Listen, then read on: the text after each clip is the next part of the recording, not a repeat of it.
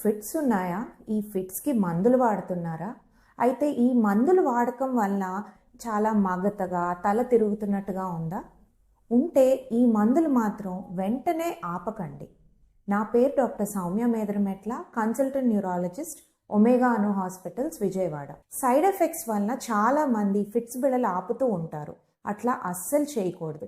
సడన్గా ఆపేస్తే uncontrol fits వచ్చే అవకాశం ఉంది.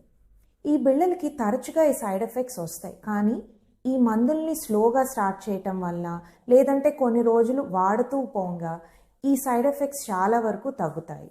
ఒకవేళ తగ్గని పక్షాన మీరు మీ న్యూరాలజిస్ట్ని కలిస్తే వేరే గ్రూప్ ఆఫ్ డ్రగ్కి షిఫ్ట్ చేసే అవకాశం ఉంది.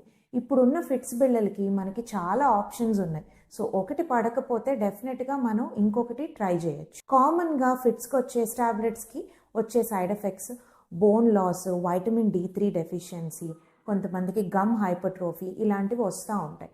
సో ఇలాంటివి మనం రెగ్యులర్గా చెక్ చేసుకుంటూ దానికి సంబంధించిన సప్లిమెంట్స్ వాడుతూ ఉంటే చాలా వరకు మనం దీన్ని నివారించగలం.